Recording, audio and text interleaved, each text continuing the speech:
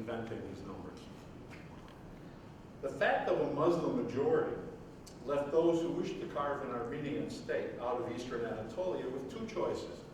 The one choice, they could create an apartheid state in which a minority ruled over a majority, or they could evict and kill the Muslims. Because there were so many Muslims, this would seem to be an impossible task. But it must be remembered that that is exactly what happened in the Caucasus, where Russians expelled 1.2 million Muslims, replacing dead and expelled Turks of the southern Caucasus with Armenians from the Ottoman Empire or from Iran. Or in Europe, where 820,000 Muslims died and 604,000 were exiled in 1877 to 78. And 1.5 million Muslims died and 410,000 were exiled in 1912 to 1913 in the Balkan Wars. As in all historical study, the history of the Turks and the Armenians must be viewed in context. The conflict between Turks and Armenians did not suddenly appear in 1915 or even in the 1890s.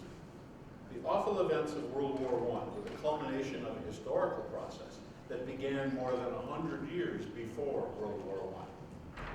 Despite troubles, Armenians and Turks had lived together for 800 years before Russian invasion changed everything.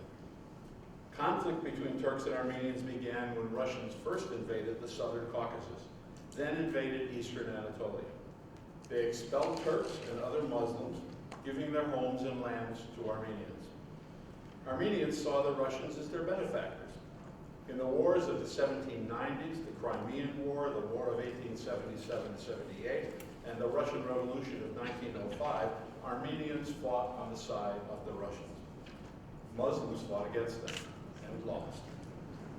Was this all the Armenians and all the Muslims who fought? No, most of the Muslims and Armenians just wished to be left alone.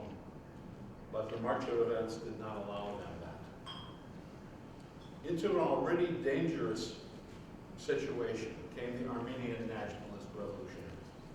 Formed in the heady stew, the heady ideological stew of Russia, they saw creation of an Armenian national state as their highest goal.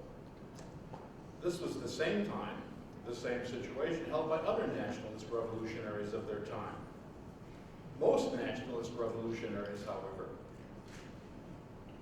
labored to create a national state in which their people were a majority. Italian nationalists claimed land that had an Italian population. German nationalists created a land where the people were German.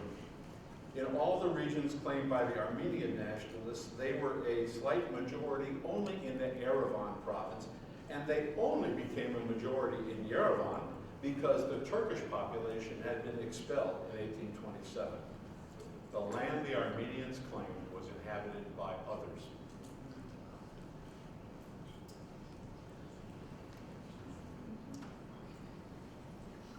The programs and manifestos of the two Armenian revolutionary groups, the Dashnoks and the Hunchaks, called for the destruction of the Ottoman Empire.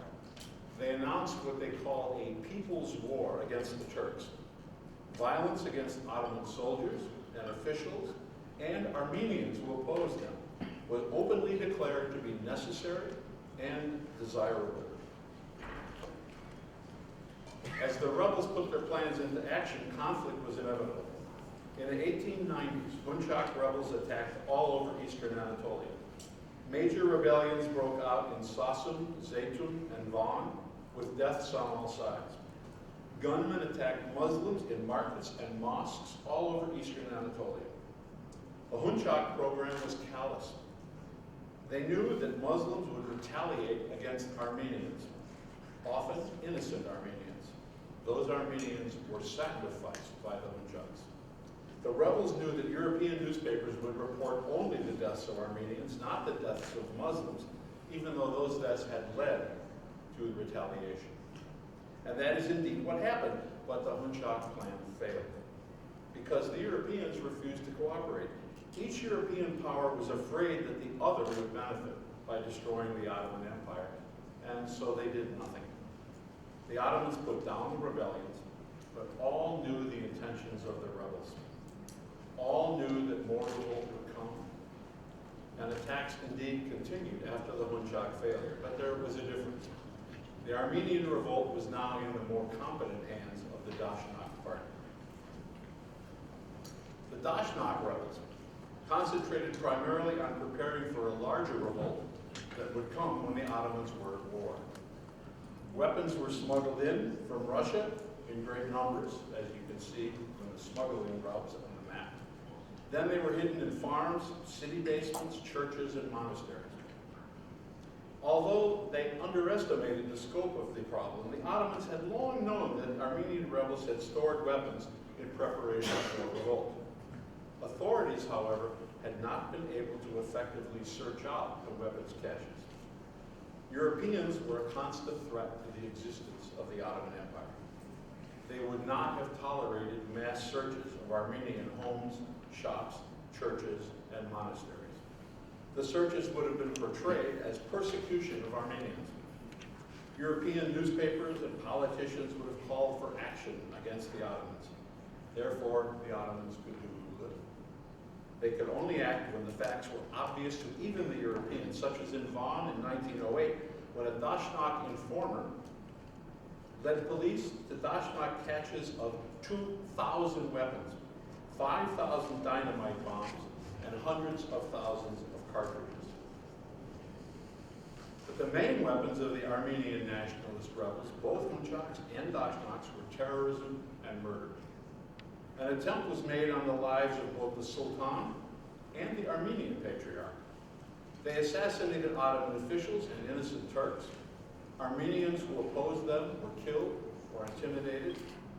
Armenians who dared to cooperate with their government, the Ottoman government, were especially targeted, as were Armenians who refused to contribute money to the rebel cause. The Armenian mayor of Van was assassinated, as were an Armenian deputy governor, Armenian policemen, other officials, even priests. The message was clear. If you cooperate with the rebels, if you disavow the government, you will live. If you do not, you will die. The Ottoman government and local Muslims necessarily opposed the rebels. To them, the rebels were traitors.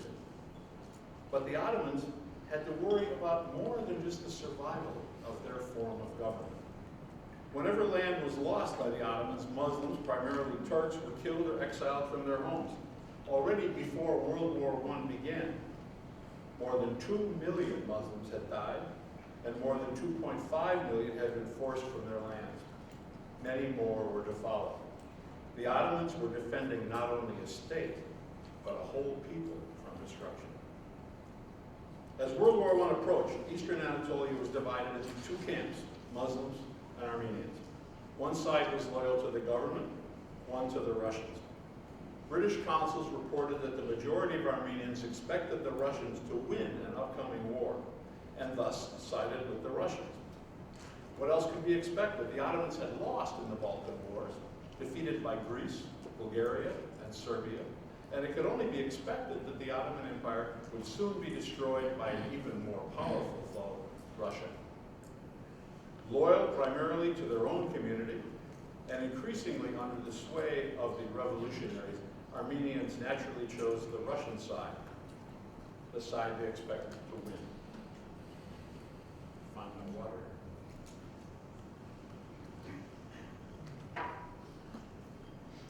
Why did the Ottomans transfer the Armenians? The Ottoman relocation of Armenians was a rational response to a real threat. Armenians were a threat. As shown above, the rebels had openly stated that they would war against the Ottoman state. They would create an Armenia out of a land that was 3/4 Muslim.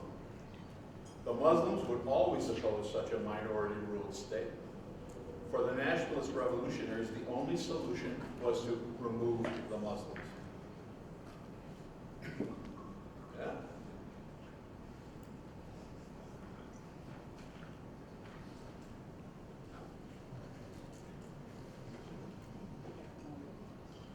I was about to show you a map of the area. It starts in Hopa on the Black Sea, and goes down to Bashkali, which is on the border of Iran. All right? This map is showing you an area in which the Ottomans, there we go, got it? Okay, good. Immediately before the war, rebel leaders went to Russia, Dashnak leaders went to Russia, and received money, funding for the upcoming battle. Pamphlets with detailed plans for revolt were distributed to Armenian villages. Detailed plans for revolt were made. In Van, for example, the rebels gathered and formed plans of attack 6 months before the war began. Immediately before the war, when conscription was put in place, Armenian youths from across eastern Anatolia, they left their homes. Like other Ottoman subjects, Armenians were expected to serve in the army in wartime. But conscription officers reported that in the area marked on the map, there were almost no Armenian young men left. Many undoubtedly were simply avoiding military conscription, but many fled to Russia and served the Russians. They served as fighters and as scouts for the Russian army. Others took to the hills and forests, joining in the partisan bands that did great damage to the Ottoman war effort. The Armenians who remained behind began attacks all over eastern Anatolia. Evidence from the weapons they had stored indicates that the rebels had prepared well in advance for revolt. Government prosecution of the rebels had been greatly hampered by the European powers, as I stated. In particular, they were not able to conduct widespread searches for weapons. The advent of World War I removed the constraints and allowed the authorities to search for rebel weapons storehouses.